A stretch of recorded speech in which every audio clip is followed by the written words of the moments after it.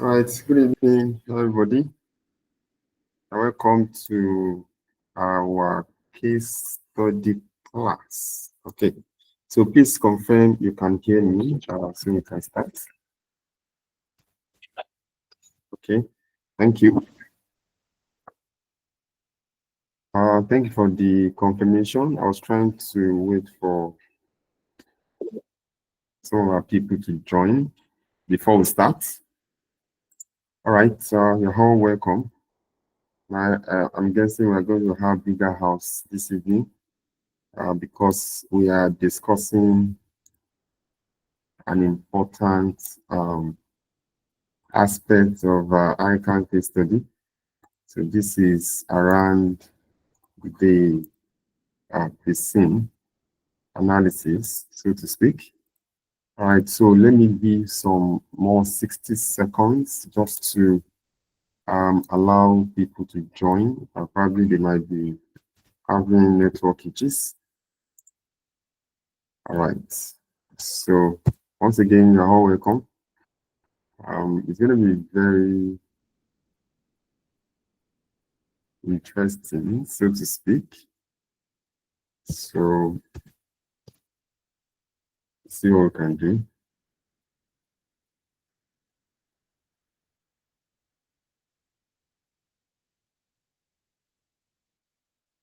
Okay, sorry.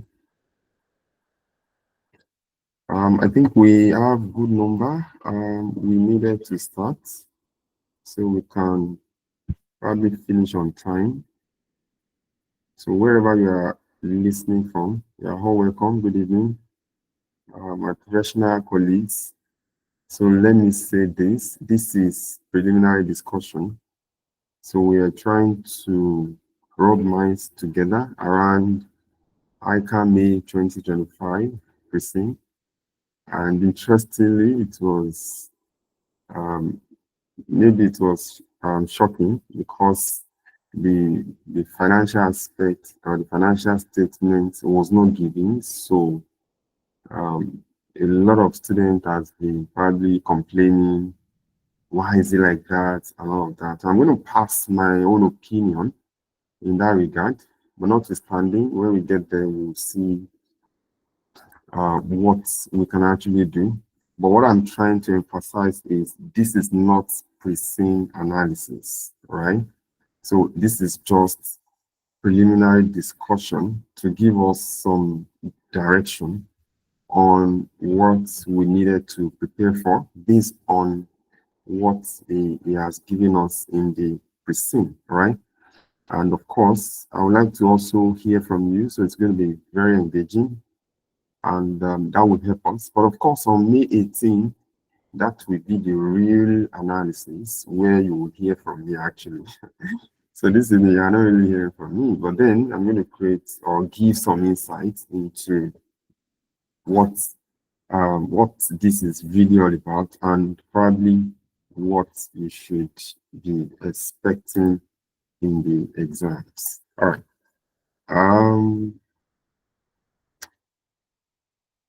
All right, so we needed to start. I think I tried to wait for people to join. And I hope we have quite a number of people. So we have people on YouTube also joining live. So this is quite interesting. All right, so let's take a look at May 2025 ICAN Preseen. So this is, so I'm using the material itself. I hope you can see my screen. Please confirm if you can.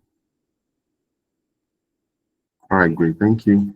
All right, so I'm not going to read all of this. You should be familiar with all of these instructions. So take your time, especially if you're writing case study for the first time. So you can just take a look at this. We are going to apply all of these requirements in our reports when the time comes, right? So let's look at the list of exhibits. Case study, Defcon Manufacturing Limited, in bracket, Defcon, all right? So we have the list of exhibits. Sorry.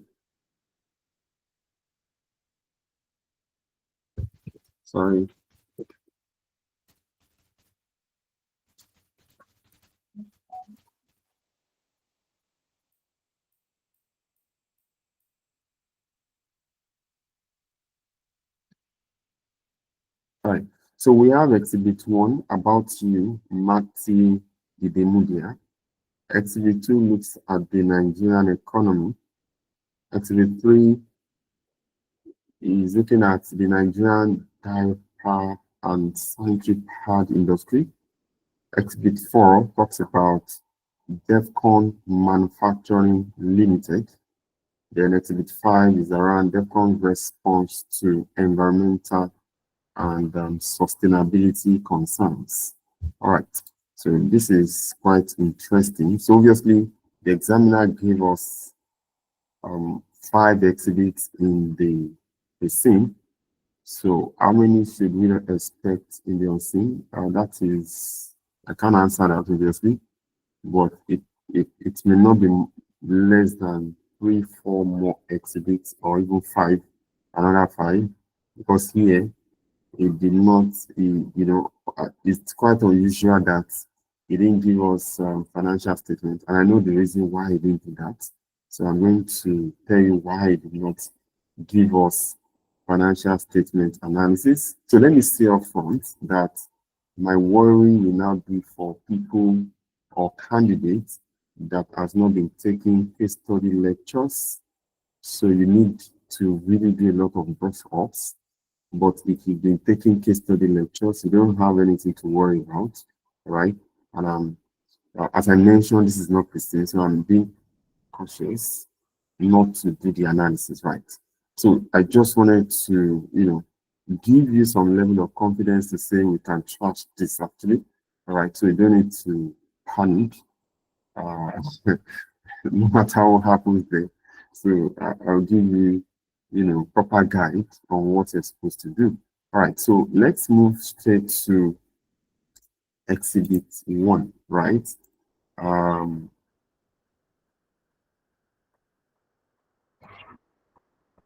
Sorry, I have something that I don't know. The link has been sent. I don't know why. Okay, now, so we have about you, Matthew Idemudia. So what is this saying? So let's take a look. You are Matthew Idemudia, an accounting graduate, writing the professional level of ICAN examination. You are employed as finance and business analyst. Okay, so this is very quite instructive. If you ask me, finance and business analyst by DEFCON Manufacturing Limited. You report to Alpha Gambari, right? Um, the company's director of finance. Okay. All right. So here we can determine whether it is an internal report or external report. So from that exhibit, I can determine that. But if I come back here, in exhibit 1, it talks about you, Marty Bemudia. So obviously this is your name in this exam. And of course, he also talked about DEFCON Manufacturing Limited here, right? Then DEFCON's response environmental and sustainability concern. So now, what makes it internal reports is that you as Marty the media, you are working with DEFCON. Can you see that? Right? So since I'm working with them, and it has also given me information about them, and I report to Tafa Gambari, so obviously it is an internal report. Okay.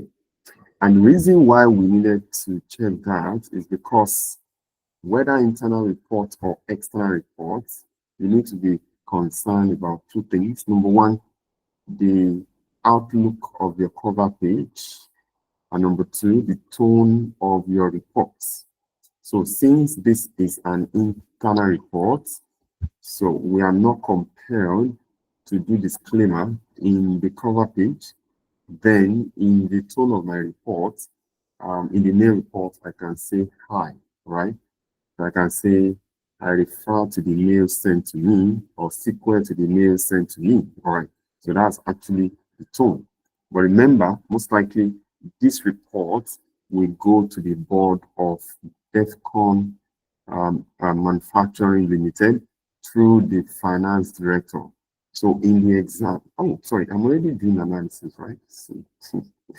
Okay, so we're just discussing actually. But in the exam, Tafa Gambari will send a mail to you, and that will be in the exhibit 6, right? So obviously that will happen, right? So he's going to send a mail to you, and that's where you have your requirement, asking you to draft a report for his attention, but to be forwarded or submitted to the board of DEFCON Manufacturing Limited. Okay. All right. So how is supposed to write your cover page? Obviously, if you have been going through case study lectures, you should be able to know how to do that. If you are contending that this is not an internal report, you can let me know your opinion. You can put it up on the chat button. So let's see whether if you have a superior argument, I'll be willing to listen to that. Okay.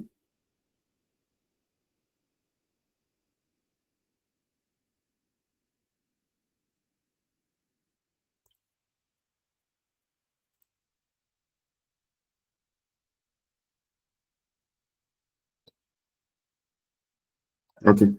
I guess all of us agreed that this is an internal report. All right, that's fine. Thank you. All right, so let's move on. So it now says your responsibilities include preparing detailed financial analysis and reports on the performance of the company, analyzing company's financial statements to identify areas of weakness, and providing likely solutions to correct the anomalies, assessing operational and strategic business proposals to see how each aligns with the company's strategic objectives and impact on business and financial risk, assessing the company's financial and business forecasts with the assumption upon which they are based to form judgment, conclusions, and recommendations in form of reports to the board. Did you see that? Analyzing the company's internal and external business environment and advising the board on the company's strengths and weaknesses compared to the competitors and opportunities and threats prevailing in the environment, advising the board and management on sustainability issues, and assisting in preparation of the company's annual sustainability report to stakeholders, and drafting reports for your boss based on operational and strategic business analysis you have carried out. Carrying out these responsibilities effectively demands that you keep yourself abreast with the development in the accounting and taxation space. Wow. And in business environment, both nationally and internationally. Hey, so this is highly loaded actually. But let me just draw your attention to things you need to think about. Although it may also be some distractions from the examiner, right? Because I've seen them doing this in past exams. So they will include it as part of the exhibit, especially exhibit 1, but eventually it will not be tested. So, but let me draw your attention to those 3 areas you want to think about. I'm not saying it's going to be tested, but obviously we need to consider it in our preparation. So number 1 is going to be analyzing the company's internal and external business environments, right? So when you're looking at internal business environment. So you're looking at your strengths and your weaknesses. So when you're looking at external, you're looking at opportunities and threats, right? So he made that emphasis by saying advising the board on the company's strengths and weaknesses. So did you see that? Which are internal to the company. So does it mean it's going to test SWOT analysis? Fingers crossed. You know, I said it earlier that he has done some of these things in the past and eventually he didn't really test them. But we have to prepare why, right? It said compared to competitors and opportunities and threats, which is the external business environment.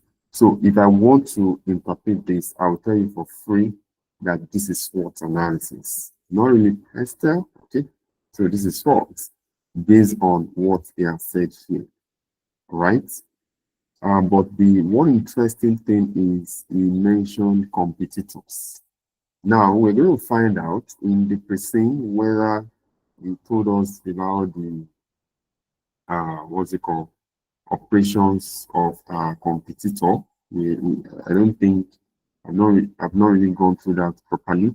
So, but we're going to look at that together. So let's see whether he has given us something in this regard, or he will bring it on in the unseen. Okay, so here we want to see where we're doing better than the competitor and where the competitor has edge over us. All right. So, but it will be within the scope of your SWOT analysis. So that's exactly what I think the examiner is saying here. And number two that I want to draw your attention to is here, advising the board and management on sustainability issues. Okay. All right. So that brings me to a question that I wanted to put forward. So my concern here is this. Now, when I come back here, let me see. When I come back here, this is DEFCON Manufacturing Limited. So it did not say DEFCON Manufacturing PLC. Sorry, I'm already analyzing. I don't want to analyze actually. Okay, so but the information here is this. Since it is a limited liability company, so the issue of sustainability, raise concerns in terms of compliance with a limited liability company. It did not say DEFCON Manufacturing PLC. So this suggests that most likely this case scenario relates to a PLC that he actually adopted. Is a live case scenario, right? So he converted it to a limited liability company. But obviously, when it comes to PLC, they have sustainability issue, and they are very conversant. You look at new IFRS in that regard, IFRS S1 and S2, that talks around sustainability related disclosures and climate change risk disclosures and the likes, right? Although the adoption is around 2028 and 2027, so to speak, even though some companies they are early adopters, right? All right. So this brings the issue around whether it's going to really test this, because he did it. I think he did it some 2 or 3 nights ago, where he also mentioned sustainability issues, but it did not bring it on in the requirement.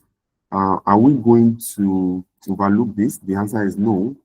So we are still going to, look at it to see what he might likely want us to discuss here. Now, he said advising a board and management on sustainability issues, but he now says something, assisting in preparation of the company's annual sustainability report to stakeholders. Did you see? So this actually relates to a publicly listed entities, right? So what that means is, if you ask me, you may want to go and study content of sustainability reports. Okay. So as I mentioned, I'm just giving you direction, right? Although I wanted us to really discuss, but then um, some of you are a quite number of students from the feedbacks are confused already. But so that's why I'm trying to I'm cautioning myself not to say too much, to wait for May 18 because I'll still go back to the drawing board to really look at all of this content properly and come up with what I think the direction is going to be. Okay. All right. So you might just for now look at content of sustainability reporting. You may consider price S1 and S2 as the case may be. But that's really a big subject to study at this time. But I'll find a way to simplify that when I have the final report. All right. Number three that I think we should also consider this year, carrying out these responsibilities effectively demands that you keep abreast, you keep yourself abreast with the development in the accounting and taxation space. So again, I wonder why it added taxation space. I understand accounting. Obviously, it's going to bring on financial statements in the unseen, right? So probably we may lump it up with some high prices and all of that. All right, but I'm not really quite sure about that. But again, we are just trying to prepare why. So the most prevalent IFRS here or accounting standard is the IS2 inventory because of the nature of the business. So that's what I think. DEFCON Manufacturing Limited, we have a lot of inventory issues, right? So maybe I'm not sure I will consider that in my own report actually because it will be too much to consume, right? But for you can just add that. But let me see. I'm still thinking about how to consolidate all of these ideas into reporting. So I will start officially from 10 p.m. on Monday. So when I get back home, I'll do that Saturday night, right? Okay, so all right, so sorry. So that's what I think actually. So why is he bringing taxation space? So again, he has done this in the past where he talked about taxes and all of that, but eventually he didn't, bring it on in the requirement. So if he's going to bring on issues around taxation, so what will you do? All right. Maybe, I'm not sure, but can I say this? I'm not sure that I should say it. Maybe there are issues around non-compliance or tax evasion or avoidance. Maybe there'll be a letter from FRS, for non-compliance. I'm not sure, right? So it may just form part of, the way he has been writing. So that's what I think, actually. So let's move on. Because of time, I hope you are getting my gist right. So then I'm getting my gist. I don't know. Whether. So the girl let me know from chat box. That's just my own idea actually. You may have some other ideas, please let us know. So we are just brainstorming.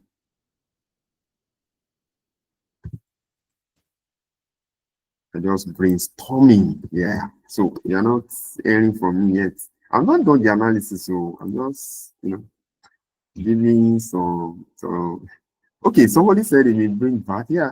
You see, whatever you think is valid, honestly speaking. Obviously, not all of them will be considered, but it's very valid. Somebody said zero rated VAT. Yeah, maybe. But again, there are issues around taxes generally in Nigeria. Most of those tax reforms are probably just gazetted by the National Assembly. So some of these things are not really implemented yet or not really visible yet, as it were. So I think it will be too early to even bring it on in case study when you have advanced taxation there. So for me, I think testing tax area or making it, is very slim. But again, what I think in the likely ask is issue of non-compliance. That's what I think, right? So you may now ask you to talk about what are the strategies the company can adopt to comply with the issues noted by the FRS. That's what I think. All right, honestly speaking, I'll see whether I can consider that in my report.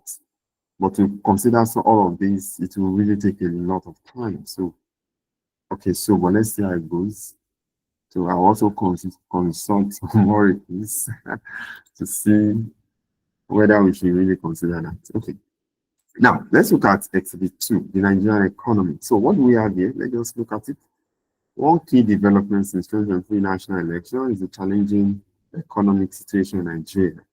The challenges, in turn, have adversely affected the country's socio-economic landscape and macroeconomic performance. However, the new government has continued to implement various economic reforms, such as flotation of naira, that's unification of exchange rate, removal of petroleum subsidies to address socio-economic challenges, optimize the country's potential, and attain social developmental objectives. This reform seems to have temporarily constrained the performance of the risk sector, towards suppressing overall economic outcomes. Furthermore, the Russia-Ukraine crisis and the resulting disruptions in the global supply chain, alongside energy and food crisis, accentuated economic vulnerability throughout the year. The hike in the global policy rate in 2023 also had consequential impact on investment and productivity in Nigeria, thus impeding economic growth. Okay. So what are they really saying here? Okay, so they're just trying to tell us how government policies, is trying to stimulate economic growth and development. Those government reforms, inflation of exchange rates, removal of fresh subsidy, and of course, that's at the macro level, which automatically will impact on economy's performance. So some of these might be under wider context. So this is just an outlook of the Nigerian economy. So it's not done yet. He said, as a result of the above, Nigerian economic growth remained fragile in 2023. So I'm thinking when it brings on the financials of DEFCON, they may not really be performing. In fact, I actually know the case. Yeah, they are bringing on, but let me reserve that actually. Okay. Yeah. So because sometimes I just read performance of companies, listed on the stock market, so I can envisage a very close company to DEFCON, even though we don't have the financials, but based on this, the performance of Nigerian economy, then you could say that it's most likely the financials is going to bring on might have serious issues. All right. So that's why I mentioned at the beginning that we have been taking case study classes. We are really good. We are fine, right? So if this is your first time, we are just waiting for the scene. You wanted to cram the reports, or you're thinking the PC is going to be very, sufficient, you have some work to do. And the work you need to do is around financial analysis. So go and learn financial analysis. If you have my video where I took lectures on financial analysis, lay your hands on it and watch as many times as possible, right? So even though I will try to create financial statements for you guys, but the challenge will be that are they performing or they are not performing? So it will be very difficult to cram. But I'll just show you what to do if you have this scenario. In fact, I'm already thinking of creating two sets of financial statements, one where they're performing and the other one where they're not performing. But the issue will be that I have to now technically create two executive summaries. So that's a lot of work to do. Oh God. So that's it. So that makes, so please, but again, you need to learn that, because even if I'm able to do that, but the question is, what about the percentages? If I say revenue increased by 53%, you may get into the exam and it's increased by 25%. So you need to really, so cramming may not work 100% in this exam. So you need to really learn. Okay. So that's just my honest truth, actually. Right. All right. So let's move on. So he said, as a result of the above, Nigerian economic growth remained fragile in 2023, marked by escalating inflationary pressures, exchange rate depreciation, and physical constraints. These factors hinder productivity, curtail performance of the real sector, and diminish the positive impact of growth outcomes on quality of life for Nigerians. Though Nigeria has the potential to enhance local food and livestock production, the nation still relied heavily on imported agricultural goods to fulfill growing domestic demand. As a result of the insecurity and tourist activity that is impeding farming activities. This dependence not only strained available foreign exchange reserves, but also contributed to escalation of imported inflation due to the depreciation of local currency. Imported food inflation has been staged at an average of 20.4% in 2023, up from 17.8% in 2022. Also, as a result of supply chain disruptions and impeded farming activities, food inflation has increased to 33.9% in 2023.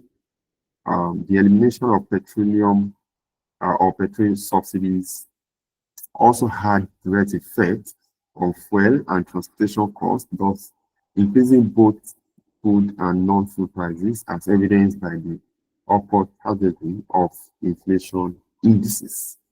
In conjunction with global energy crisis, the removal of petrol subsidies significantly increased production expenses. So they give you, if they give financial savings, you can use some of these lines, right, to explain why cost was increasing. Okay.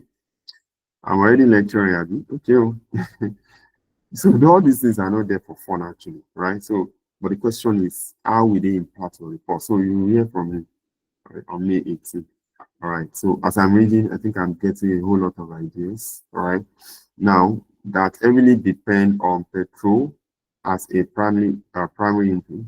In power periods, the expansion of Central Bank of Nigeria's civilian waste and means mechanism contributed to inflation by enlarging the money supply, thereby intensifying pressure on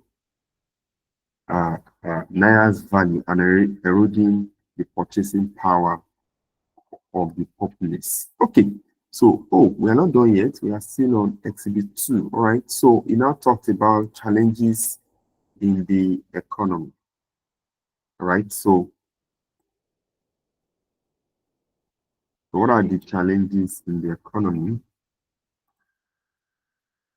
Sorry, one second. Give me some moments and just address some of the people trying to join. Okay, so he talked about unemployment. Everybody knows that, right? Inflation is also there. Exchange rate volatility, infrastructure deficits. So I don't want to bother you reading all of that. All right. So, but these are the challenges in the economy. All right. So where can this sit in our report? All right. So when we look at SWOT, we're looking at strengths, weaknesses, opportunities, and threats. Right. Now, strengths and weaknesses, they are internal. Then opportunities and threats, they are external, right? So unemployment, is it a threat? So if you answer that question, inflation, is it a threat? Exchange rate volatility, is it also a threat? Then infrastructure deficit, is it also a threat? Now, it is not enough for you to just copy and paste all of this. How do you transform it into your report? You will hear from me. Okay, but you have to answer these questions. Now, let's look at opportunities in the economy. It talks about agriculture. The agricultural sector has shown resilience despite challenges such as climate change and insecurity in rural areas.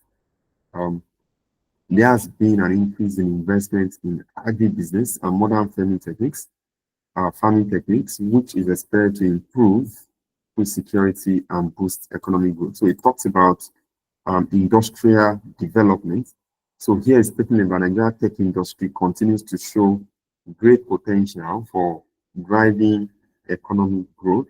They talked about renewable energy and mining and solid mineral. So these are the opportunities. So will they form part of your sports? Then you have to answer that question.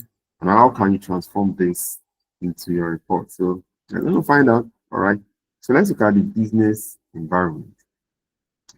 Now, okay, so let's see. It says there are many government policies that affect manufacturing sector. Okay, so let's take a look. What did they say? Including the diaper and sanitary pad industry. Okay, so this is the industry that DEFCON is operating, right? Okay. Okay. So these policies include import tariffs. Recently, there is the trade war, right? All right. Tax incentives. Okay, you mentioned tax again here. All right, interesting. And regulation that impact production and distributions. Okay. So sorry, you can tell us, are you aware of any regulation that impact production? I think I know production. What about distribution? Anybody that has experience in this, can you share with us in the chat room, please? Are there any government regulation that impacts production and distribution? All right. So please, you can help us with that. We'll be very glad. Anybody, please. So I've been the one talking, so let's talk. Okay, please, let's talk.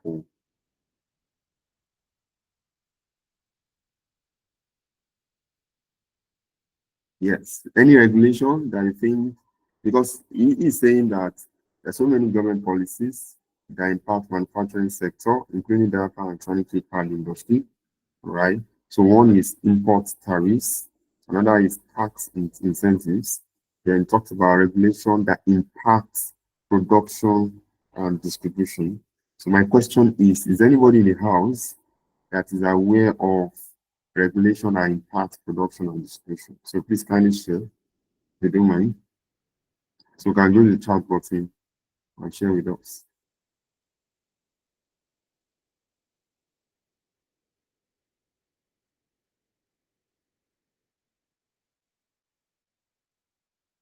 Nobody's talking.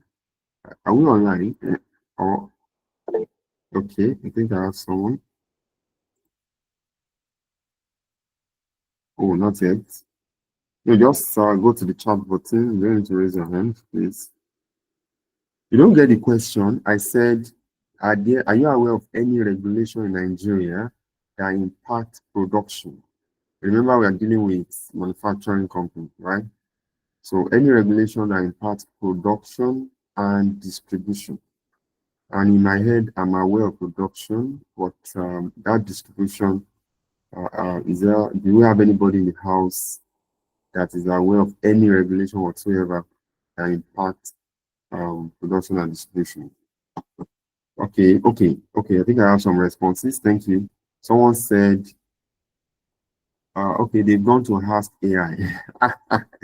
Okay, interesting. Someone said regulation on pricing. Do we have price control in Nigeria? Are you serious? Which sector is that? Manufacturing? Is that price control? Really? Please let me know. That would be interesting. Okay, someone said NAFDAC. Yeah, so NAFDAC would be on production, right?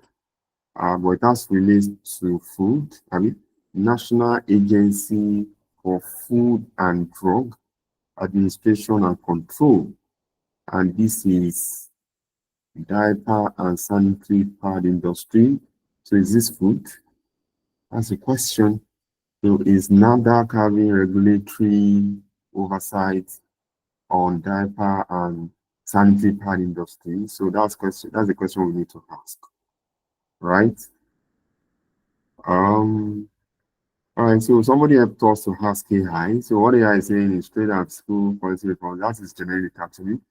When subsidy removal and deregulation, yeah, we talked about that earlier. Monetary policy and credit access, electricity tariffs. Okay, so that can impact production. Government initiatives to support manufacturing, such as what? Environmental regulations. Yes. I agree with that. Okay, so I have health and safety regulation, e.g. NAFDAC and quality standard. Okay, so that's interesting. But my worry now is NAFDAC having oversight function on diaper and then sanitary pad industry. Okay, somebody said like a ban on imported goods. Okay, yeah. The regulation on distribution is investment to reduce the road network. Okay, so what you are saying does, you know, I don't think we have that regulation in Nigeria already around distribution, right? But there are a lot of discussion or conversation in the aspect of, having renewable energy around having maybe your trucks should be using, is it gas, right? Or yes, or electric as it were, all right? So because of impact on the environment, so that will impact distribution. So over time, you may not see uh, diesel engine trucks on the road again. Yeah. So I think that's what someone is trying to explain. Somebody mentioned SON. Yes. So SON comes to play here. Yeah. Because SON is they are in charge of quality. I mean, they're in charge of quality, right? In terms of the product we use. And I think they have more direct oversight function on diaper and sanitary pad industry as against a NAFDAC. So that's my honest opinion. So the SON, that Standard Organization of Nigeria. So I think they are a regulator here. So what I mean is, so this is what I wanted to think about, right? So we talked about taxes. So most likely there will be a letter from either FRS or SON in the unseen, yeah, around violation or compliance issues. That's my honest opinion. So I cannot create the two, but I'll create one. So I'll sit back and see whether to create for FRS or SON, so that you can see how it will impact your reports. So if I create FRS, for example, and it comes with SON in the unseen, I'm sure you know what to do. And if I create SON and it comes up with FRS in the unseen, then you also know what to do. And if I create either of the two and you did not talk about it, then it's fine. Just move on. Remember, we needed to prepare wide for this exam. So the whole idea is you are familiar with what might likely be in the unseen, so that when you get there, you are not completely lost. So that's the whole idea, right? So I think I think that is really interesting. Okay. Somebody also talked about environmental regulation. Starting from January 2025, what happened? Nigeria will implement ban on single-use plastic. Yeah, I think I saw that. Was it in Lagos State? Yeah. The regulation will affect manufacturer of packaging material. All right. However, concern is our country readiness to enforce. Okay. So okay. So this is a good conversation. Single-use plastic, will it affect DEFCON manufacturing? Are they using plastic?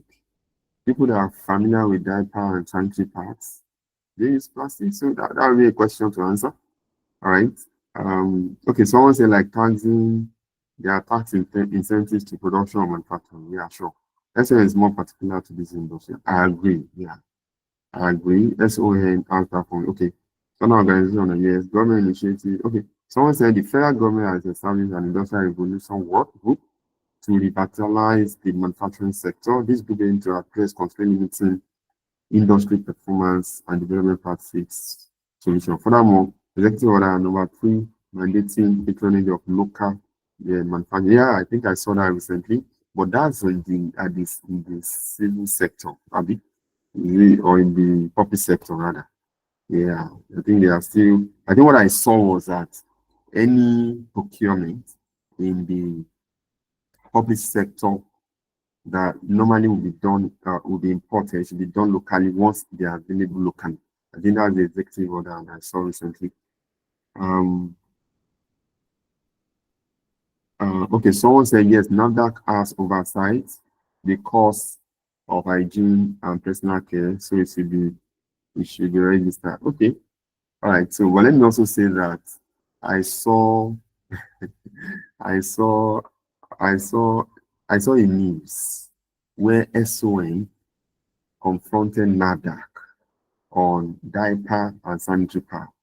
Just that I don't want to come out straight. Yeah, I think that was in 2015. Yeah, they indicted NAFDAC that they don't have regulatory oversight on diaper and sanitary pad industry, that their own is food. That's why in their name, National Agency for Food and Drug Administration and Control, right? So I agree with you, the hygiene part, that's also what SON does, right?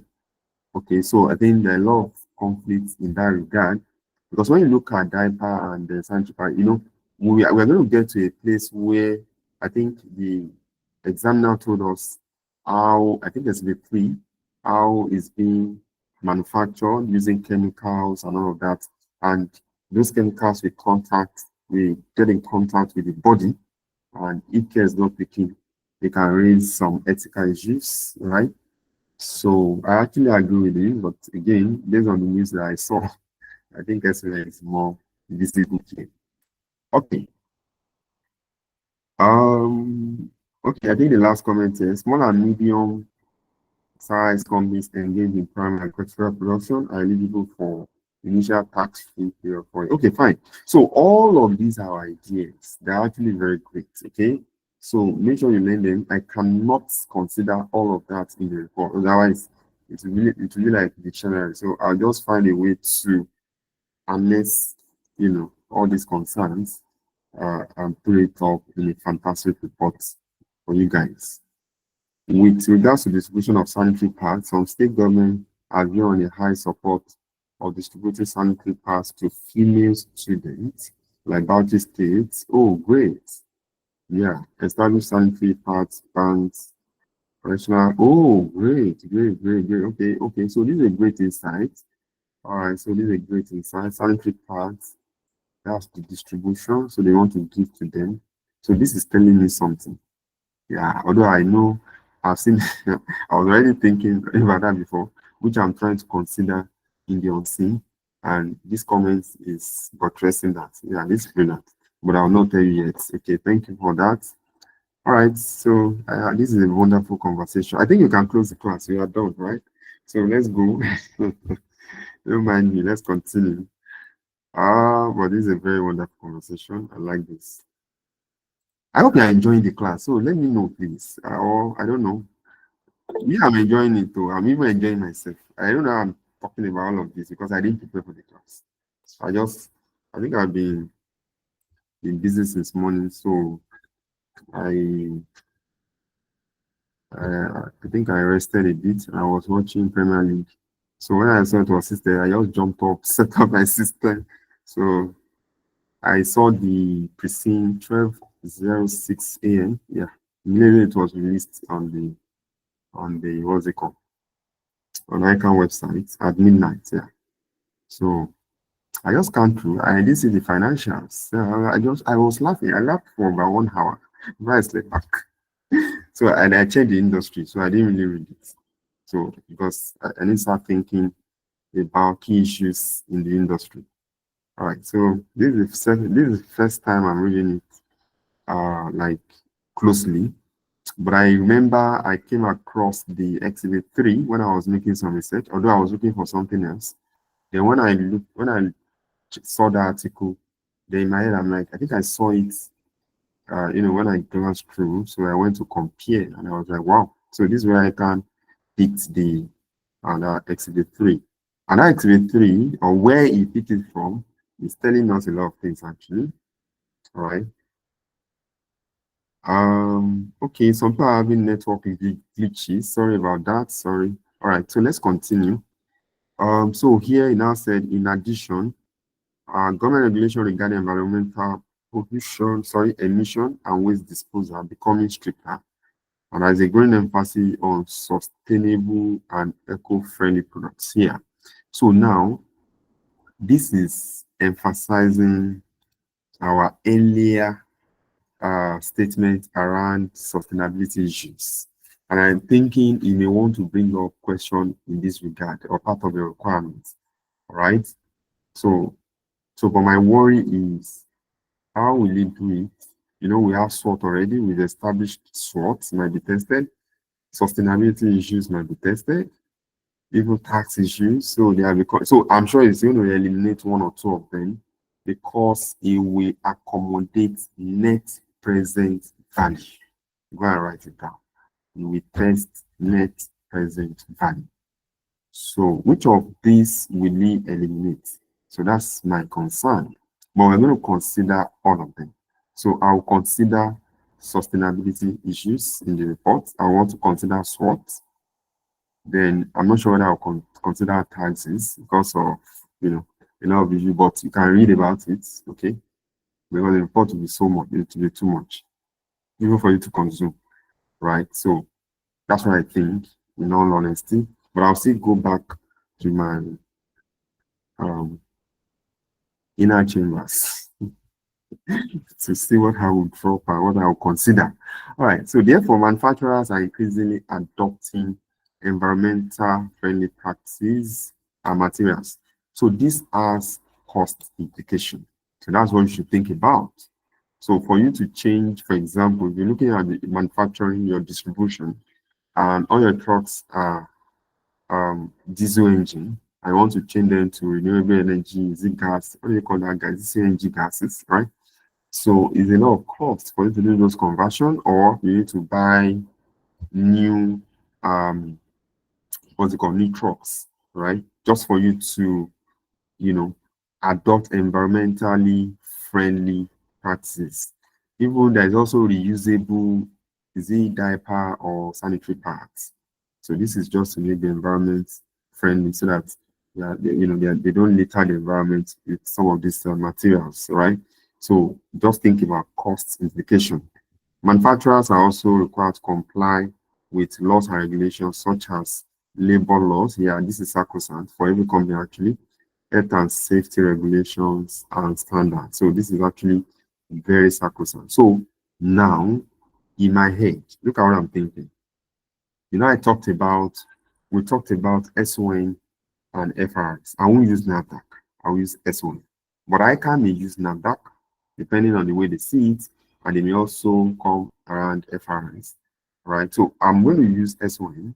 So I will try to create some compliance violation in the SON letter to DEFCON, and it will cover around labor laws, health and safety regulations. So based on my own industrial experience, I'm able to create this so that I can show you how you can translate that in your report. And I hope that will help, right? Okay. Somebody also mentioned National Environmental Standards and Regulation Enforcement Agency, NISRA. Yeah, sure. So actually for manufacturing, you have so many regulators. If you are a food manufacturer, you have SON to battle with. Then you have NAFDAC. You have NESRA that I just mentioned, right? You have so many environmental laws. Even in the states you are operating from, the government will also come, and all of that. So many of them. All right, so the political landscape in Nigeria has been relatively stable with seamless transition from one civilian government to another, blah, blah, blah, blah, blah, and all of that. So let me spare you that. However, the business environment has been challenged by a number of factors. So number one is erosion in erosion in consumer purchasing power. Is this a threat? So we need to answer that question. High exchange rate, I think we talked about that earlier. Yeah, those are part of the challenges. Interest rates, CBN keeps increasing interest rates. I think it was the last time they just left it their NPR, removal of price subsidy, we talked about that. The security, is that a threat? So these are the things we start thinking about. High unemployment rate, I think you also talked about that earlier. Here is talking about business environment, don't forget. And we talked about the Nigerian economy, which also translates into the business environment. So that's why you are seeing some repetition there. Inadequate energy supply, that is constant. Deficit in infrastructure, road infrastructure, what's it called? Um, what's it called? Power supply, yeah, like you just mentioned. So we are lacking in those um, infrastructure. Okay, so and it's a major concern. Road is a big problem. All right, no option. All right, just the roads are even bad. No rail, no train. These are issues, and coupled with risk of kidnapping and all of that. So as a result of the preceding factor, manufacturers are finding it difficult to finance acquisition of modern technology. So this is the business environment, don't forget. So it could also be a threat, maybe, to improve their manufacturing process, like their counterparts in other clients. Therefore, innovation and sustainability or sustainable production practices, which can lead to more efficient production process, new product and high quality product continue to elude the sector. So if you ask me, you can use this for your wider context.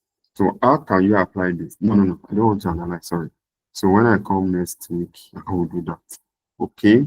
So let's now look at the diaper and sanitary Nigerian diaper and sanitary pad industry. This is interesting. So what is happening in the industry? So now, so if you look at the thoughts of the examiner, it gave us Nigerian outlook. It gave us, this is very interesting actually, the Nigerian outlook at the macro space. Then it took it to the business environment generally. So once you're a manufacturer, right? Whether you're a food manufacturer, you're FMCG, you're whatever you manufacture. So this is not service, right? Even though some of those content will affect service industries too, right? Now, he now came specifically to the industry. So what is he saying here? So let's check. So this is exactly what I said I saw. Yeah, I saw this here online somewhere. I think somebody did the feasibility study on the diaper and sanitary pad industry. So let's say said a diaper or a napkin is a type of underwear that allows one to pass stool or urine in a discrete manner. When diaper becomes soiled, they require changing. Diapers are primarily worn by babies. However, it can also be used by adults with incontinence or in a certain circumstance where access to toilets is unavailable. This includes the elderly, those with physical or mental disability, people with medical problems, and people working in an extreme condition such as astronauts. A diaper is, can you see now? A diaper is made up of synthetic disposable materials or cloth, while disposable diapers are made up of absorbent chemicals, right? Absorbent chemicals. So maybe when SON is writing reports, maybe there's a grade of chemicals they need to use, the quality, the content, blah, blah, blah, and all of that. Maybe they are not complying with that. So there is ethical issues. So you can note that. All right. So, and are thrown away after use. Washable diapers are made of several layers of fabric such as ant, cotton, and bamboo, and are washable and reusable. As a result of the advancement in manufacturing technologies and advocacy for green manufacturing, there has been an improvement in the design, biodegradability, and safety of diapers. Therefore, its use has gained immense acceptance across Nigeria. The global diaper market has been estimated to reach about 6.9 billion US dollars in 2020, and this has been projected to reach 114.3 billion US dollars by 2027, exhibiting a CAGR of 8.1% between 2022 and 2027. So this is the kind of industry review. This is really interesting.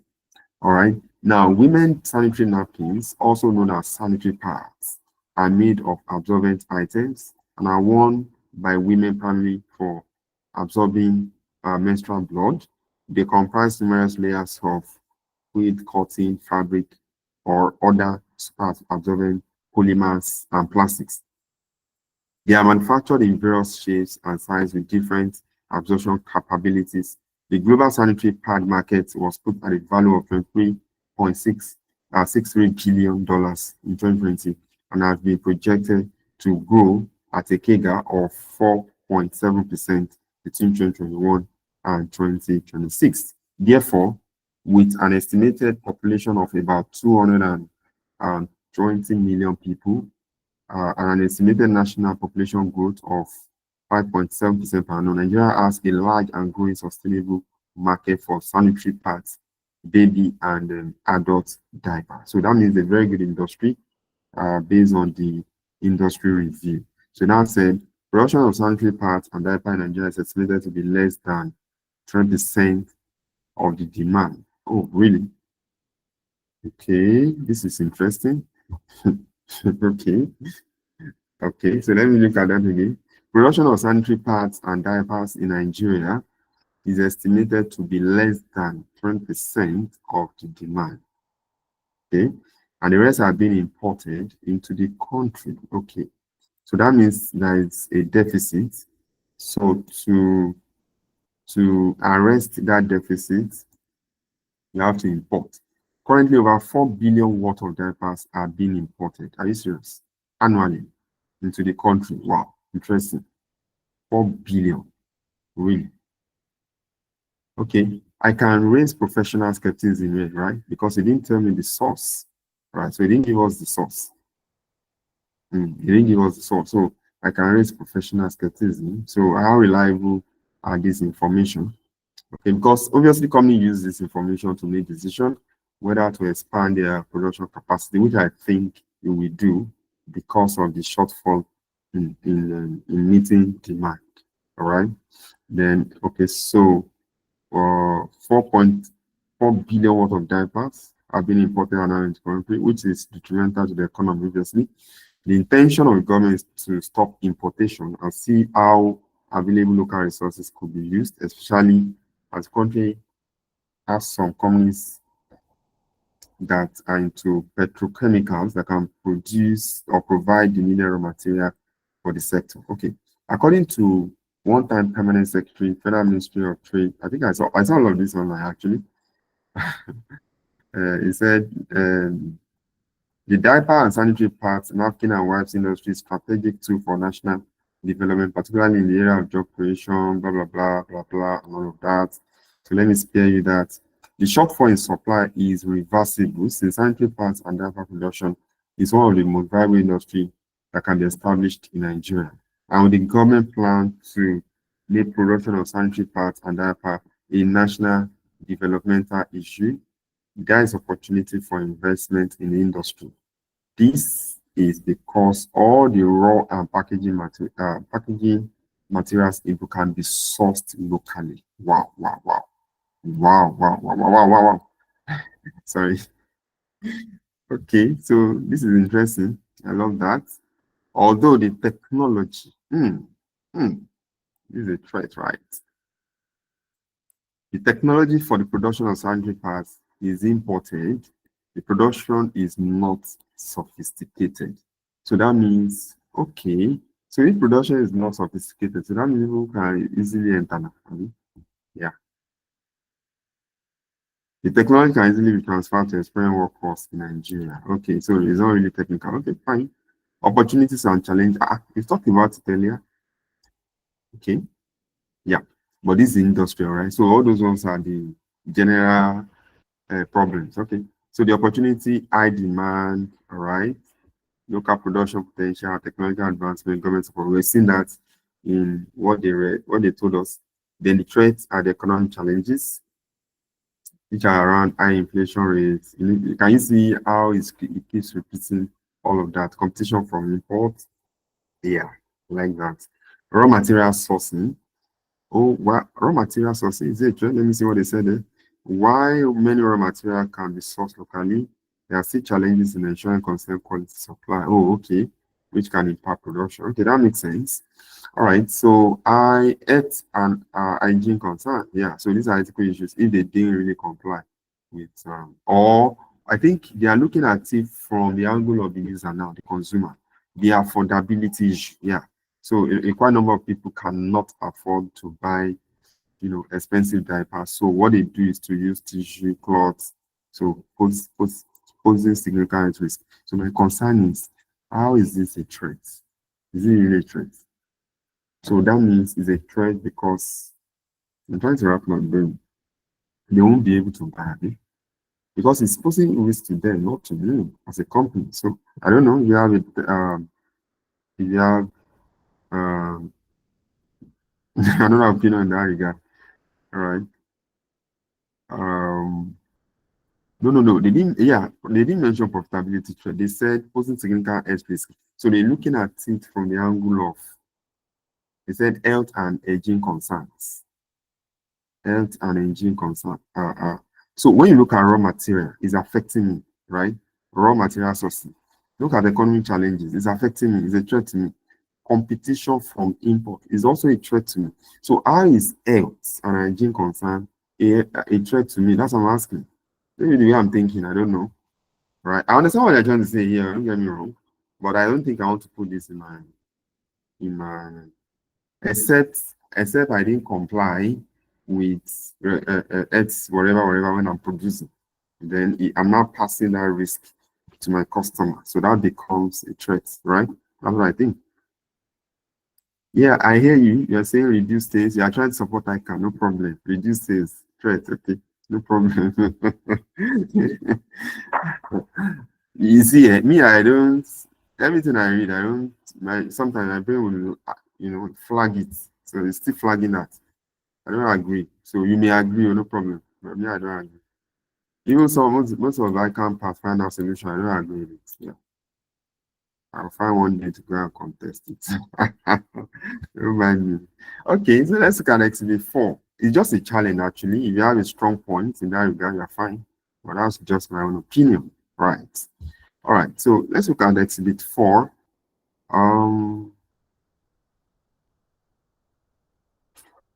Okay, somebody said health issues can cause litigation. Let me go back there. Is it, or what am I reading? See now, they said affordability issue. Look at this. Look at this. Remember what they are saying now? Has forced some women to resort to unsanitary alternatives. Look at this, like tissue cloths, posing significant health risk. So how is this threat to me? If you say expensive diaper, yes, it's a threat because they cannot afford it. If you say what's it called, declining disposable income, yes, I agree. So how is this a threat to me? That's what I'm saying. Look at the interpretation now. They said affordability because they can't buy my product, they result into alternatives, posing health risk to them. So I'm not transferring that problem to them, right? Those that they cannot buy. So I agree that affordability is a threat, not health and hygiene, except I did not comply with good manufacturing practice. That's my opinion, right? Thank you. Don't mind me. All the road there now. Well, if you can defend that, it's fine. Okay, let's move on. Aha, so this is our company now. So we've been reading, we've been reading Orishishi since. What's the name of that? Sorry. Yeah, so let's read our own company. So what did they say? Defcom Manufacturing Limited was incorporated February 2005, okay, as a manufacturer of diaper and sanitary pads. Okay, and it started operation March 2005. The company has various product lines. Okay, luxury diapers, sanitary pads, super diapers, sanitary pads, simple diapers, sanitary pads. How are they repeating? Okay, yeah. Okay. And recently, economic diapers and sanitary pads. Okay, that's interesting.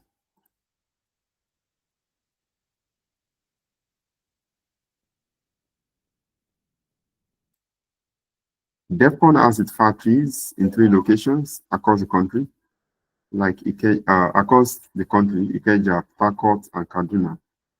Oh, really? Ikeja, Port and Kaduna. Which company is that in Nigeria? Yeah, there's a company, yeah. I think I know the company. Okay. However, it has depot in each state capital in the country where its distributors are serviced by depot manager. All right, so if you see the financials and the cost of sales, or yes, other cost of sales or middle line costs are increasing, then you can use this as one of the reasons. So when you maintain distributors, so you have that means you need money. When you have depots, right? So you need money, yeah. Okay. Okay, so let's look at production and marketing. The company imports about 70% of raw materials from overseas, while the balance 10% are sourced locally. So the question is, do you have issue with this? Then, maybe, I'm not sure. Labor is sourced locally, where factories are situated. Right, is also key. However, the company has a technical director at the head office where it oversees production on technical issues. Do you have issue with this? It's less for you. The marketing director oversees sales and marketing activities of the company. Sales force and depot managers are controlled by the national sales manager. Based in Ikeja. Really? This sounds familiar. Okay. Sales, promotional, and advertisement activities are directed in the head office from the office of the marketing director. There are 2 brand managers who manage all marketing activities of food product, diapers, and okay. Competition in the industry. Competition is very high in the industry. Okay. So if revenue is declining, it can be as a result of stiff competition. You see, I have serious worry. Fine. So will I say revenue is declining or increasing? That's my worry. And I just need to stick to one. Chat. We need God, honestly. Yeah, we need God. Okay, but okay, let me read on and see whether we will say revenue is increasing or is declining. I know what to do around profitability, liquidity, and the likes. I'll just create 2 scenarios in that regard. But here, it's just my word. But let me read on. Competition is very high in the industry with 4 major companies that control 60% of the market shares. These companies are DEFCON Limited. DEFCON Manufacturing controls, 25%, okay, of the market share. Jensen Nigeria Limited, 15 market share. Denton Sanitary Production, 12%. Okay, so I have 15. All right. Okay. I have 12. Do you know what's coming to my head here? Jesus. Okay. Then I have 8. Okay. All right. So this is 20, 35. Okay. Okay. So this one makes the 60%. All right. And now said, apart from these 4, we have 20 other companies that control the balance of 40%. Okay. Okay. Okay. You know, my worry again is this competition in the industry. There is a model to assess strength of competition, which will take us completely out of sorts. There's another model that is also applicable here, and that is benchmarking. So which of these 3 models will it test? If we go by Exhibit 1, it's looking at SWOT analysis. Hey, if you come here again, I'm seeing another model. Okay. You see what I'm saying? Or what's your opinion? Please, let's talk. I'm not analyzing, no, I'm just giving insight. Okay. So what's your take? Honestly, I'm just getting these insights. I'm reading it. I don't read it properly, but then, God, okay. Please, what's your take? I'm waiting for you.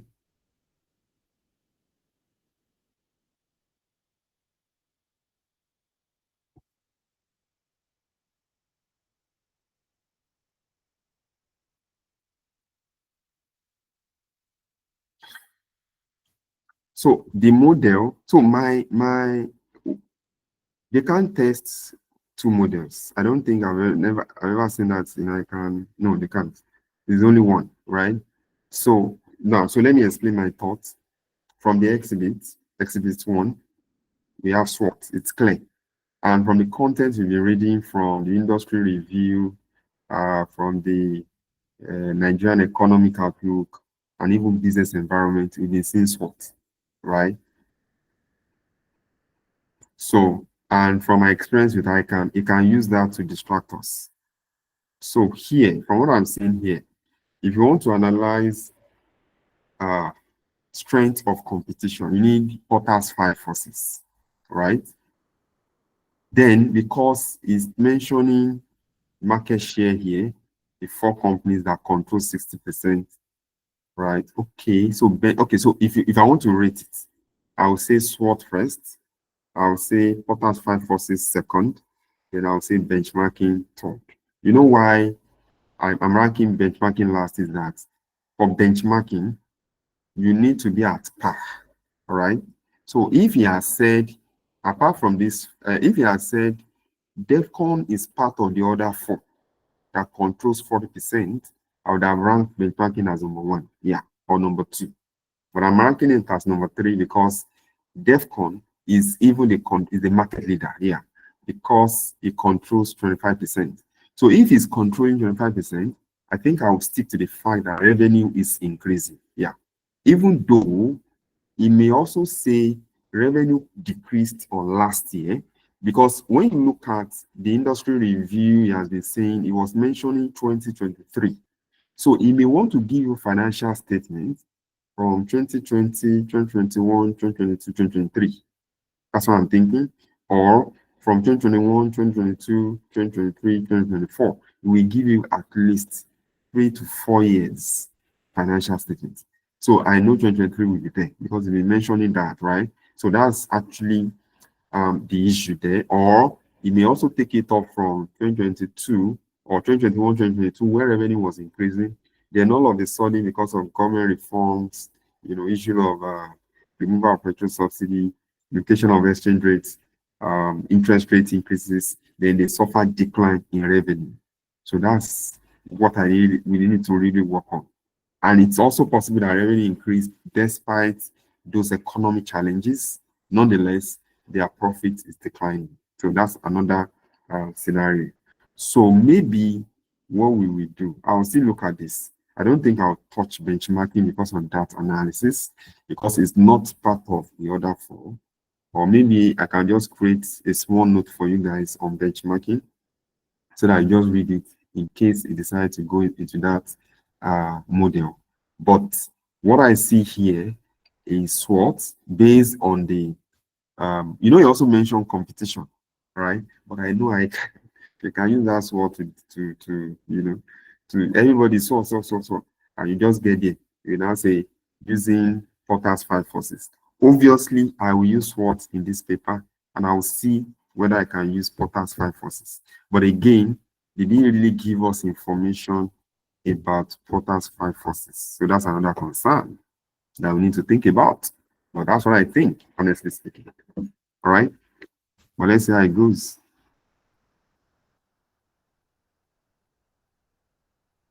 Okay, somebody's asking a question. Does model affect investment decisions? Yes, yes, but not all the model. For example, we are looking at Porter's Diamond. Yes, it affects your investment decision. You need to invest in another country, right? So that's a national competitive advantage, but not all business models. So models sometimes it's just to x-ray um, your when you are doing well and when you need to improve on. That's what models are for. So it can now tell you whether you need to expand, you need to improve on your strategy, you need to um, consider organic growth or inorganic growth. Okay, it's just to put you on the table to x-ray your performance, right? So it can't say model cannot say you have to you must take this investment decision or not. So investment decision is something else entirely because now need a lot of consideration in that regard. You need to do your NPV, your IRR, your MIRR, okay, so many other you know investment appraisals, all right? Someone said product analysis. The company has, yes, yeah, that also came to my mind when I saw the product lines. So I know in the unseen for sure they will want to introduce new products, right? So, but the question now is, will they want to introduce a new plant or a new product? So if they are going to introduce a new plant, then NPV will come, which I know that one is certain. That one is sacrosanct. But again, you can also say they want to introduce a new plant. In that case, another model will show face. And what model is that? Hands-off growth matrix. Oh my God. So I have seen 4 models that I think is very applicable. SWOT analysis, Porter's 5 diamond, answer growth matrix, answer products matrix, right?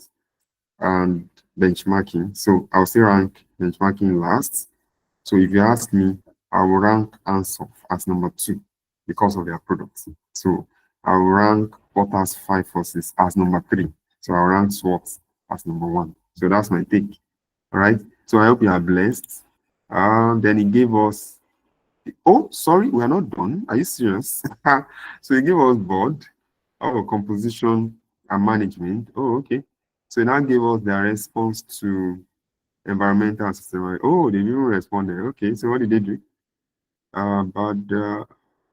Biodegradable materials, organic cotton, reusable parts, design. Oh, eco-friendly manufacturing process. So the question is, will you still come up and ask us this? Hey, wow. They responded now. Okay, so let me read it. It said, therefore, the management plans to introduce new products. That will we just talked about this.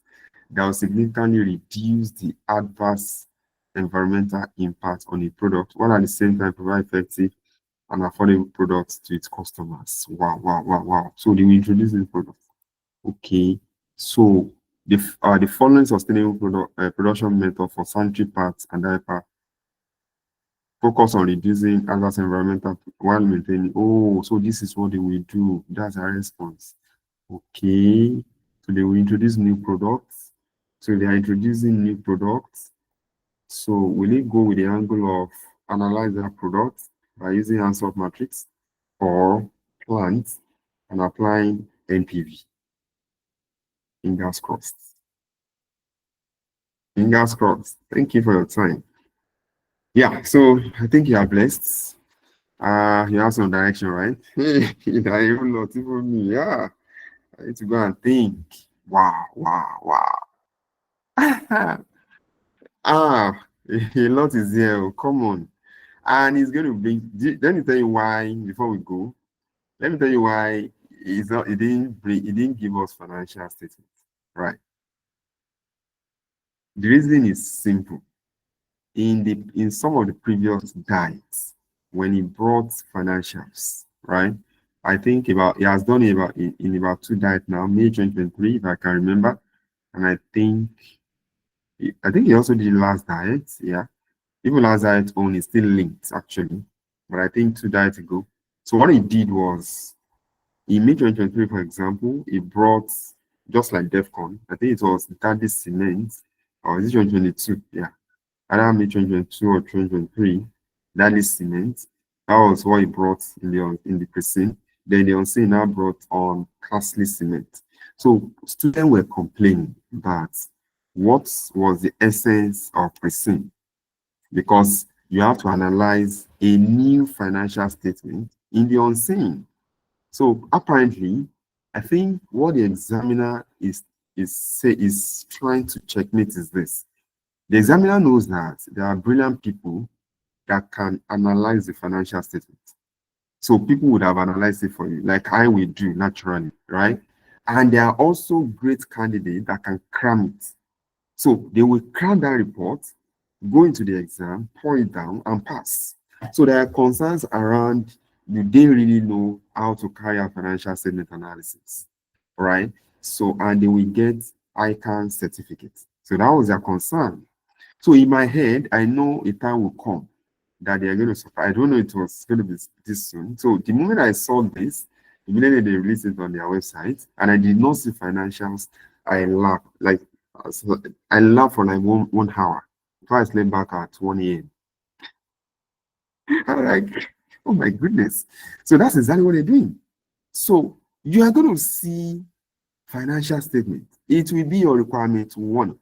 Now the question now is whether it's going to add IFRS or whatever. You know, I mentioned earlier, maybe IS2. I'll see if I can infuse that. If I cannot, you know, but obviously it's going to bring up financial statement analysis. Now, my worry now is what will be the trend? Are we going to say they are performing or they are not performing, or they are performing in the area of profitability, they had issue with liquidity? You know, these are the cons. That's my worry as of today, right?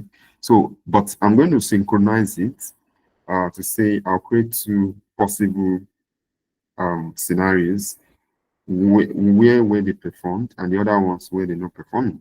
But obviously, it might tweak towards where they are not performing because of all these notable economic challenges. But we're going to stick to the fact that revenue was increasing. So I'll now work around profitability, liquidity, position, and the likes, right?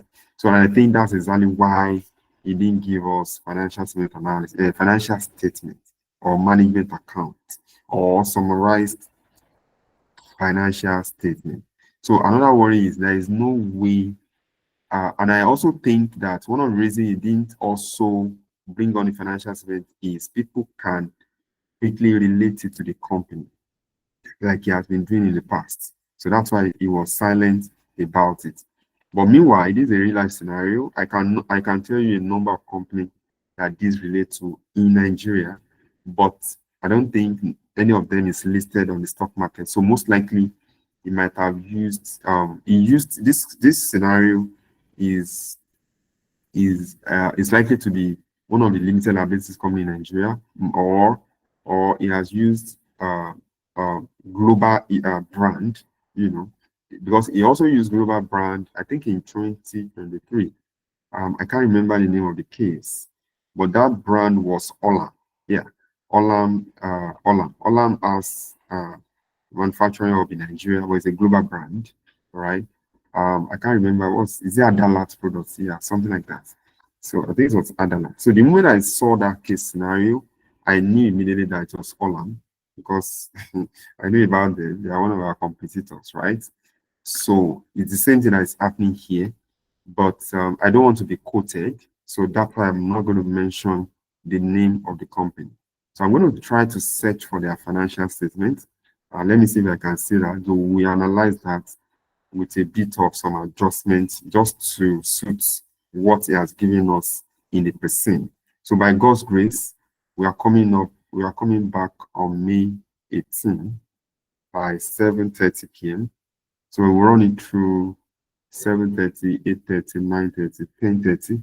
So we have 3 hours with me, or we can end at 11, depending on how fast we're able to do that. So let's say, but officially 7:30 to 10:30, we can run till 11. So in that class, I'm not listening to you. You are listening to me. You know, today, even though I spoke about 95% today, I heard from you. Yeah, I'm not going to hear it. You're hearing from me directly, right? So make sure you register for that class. It is going to be mind blowing. I will try as much as possible to create all possible scenarios you may see, and I will give you guides on what you are supposed to do. So, and how you can quickly build your content in the exam. And under that exhibit one, if you notice, I didn't really talk about it. I just, what I did was just to show you the key areas that I saw that he included, that you've not been seeing in the past exams. So probably you want to bring some, questions in those areas. But the other ones, I didn't really talk about it, and it was deliberate. But I'm going to talk about it in the next class by God's grace, so that you can see that obviously this, that, and that will be tested. And this is Exhibit 5. I will also be telling you that the Exhibit 6 in the unseen will have your requirement. So what do you need to quickly do from your cover page to your executive summary and to the main body of your report and your appendices? I will help you to create SWOT in a very concise and interesting manner, easier for you to quickly grab. And some things you may have to quickly do within the first 30 minutes when you get into that exam. So I want to encourage you. There is no cause for alarm, even though it looks daunting and very wide. Obviously, you cannot test all of these areas, but we'll play safe. At least we have idea in all of this area that we have noted in this class. So I hope you are blessed, and I hope you are gathering confidence, for this paper. And to some of you that are writing other papers, I wish you the very best. Then you're going to see me by God's grace, May 18, 7:30 p.m. On this platform. Thank you very much for listening. I'll see you. You can watch the recording again so that you can see what we discussed. All right. Thank you very much. Thank you so much. All right. So take good care of yourself. See you May 18th. Good night. Have a great Sunday ahead and great week. Thank you.